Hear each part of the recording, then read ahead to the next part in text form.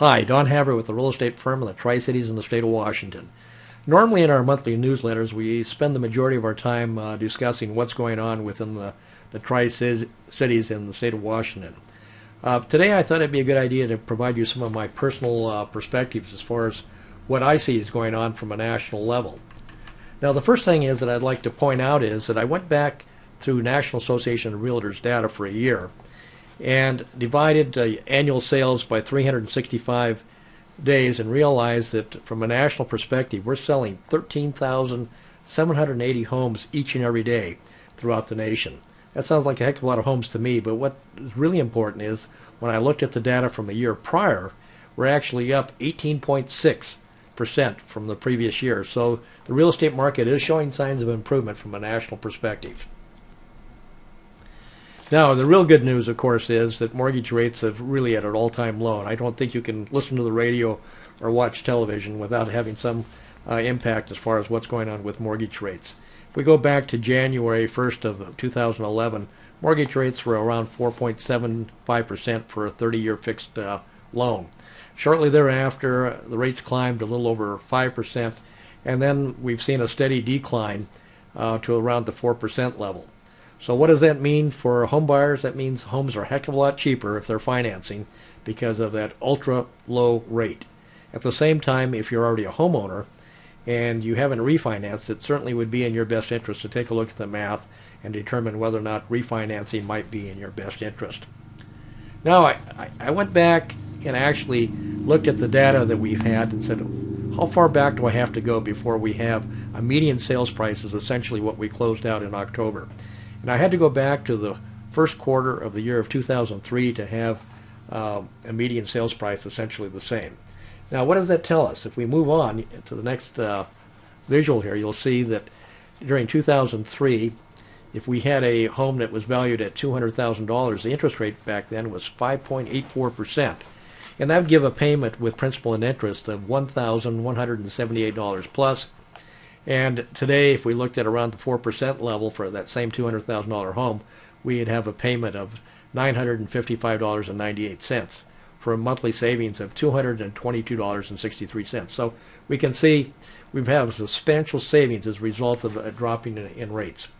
Now, we have a fair number of individuals out there that are saying, well, I'm holding back. I'm watching to see what happens to the prices from a national perspective. In the Tri-Cities, our median sales price has actually increased a little bit, but from a national perspective, many people are standing by saying, well, I expect prices to drop. If we look at the median sales price of a home nationally in January 1st of 2011, the price was $157,900.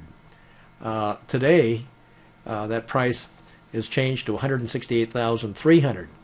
Now, if we look at the rate back in January, we had a 4.77% rate versus today about a 4% rate. So we take a look at the payments there. In January, someone would be looking at a payment of about $825.59 as compared to today of $804.46. So that results in a mortgage payment reduction of about 2.6%. Now, that's only half the equation. The other half is those individuals who elected not to buy back in January have actually seen their rents climb 5.9% from January up through October of this year. So those individuals have really kind of got a double whammy. Now, I think it's always a good idea to take a look at what a small change in interest rates does to the payments. If you look at this graphic, we have homes priced at $200,000, $300,000, $400,000, or the mortgage values would be in that area.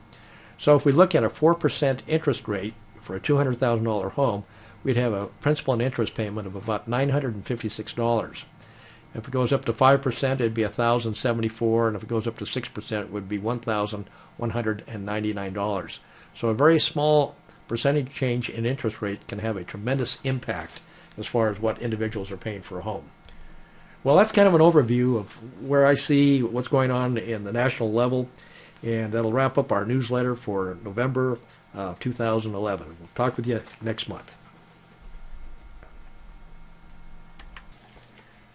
Hi, Don Havre here with the real estate firm. Typically, we spend the majority of our articles on what's happening locally within the Tri-City area. At the same time, we certainly understand from a national perspective that we are impacted somewhat. 5 years ago or so, we had a steady pipeline of people coming into the Tri-Cities, selling their homes, Arizona, Southern California, Nevada, what have you.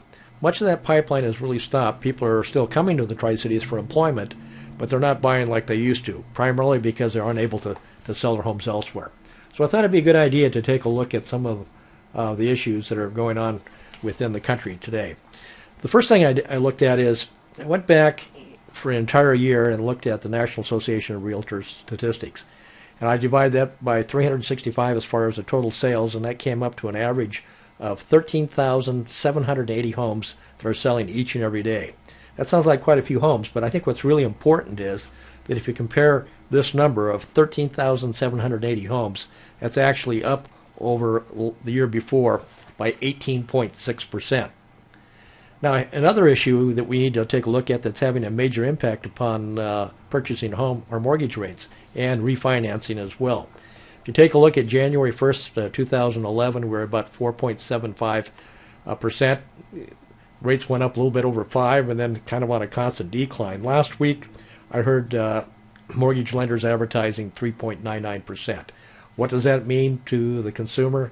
Homes are a heck of a lot cheaper as a result of lower interest rates. And those people who are homeowners ought to take a real serious look at whether or not the math works for refinancing. The next issue is I looked at from the average sales price or the median sales price for homes today, how far back did we have to go before we were at the same price level? And it's interesting to note that we had to go back to the first quarter of 2003 to have prices nationally about the same as we have today.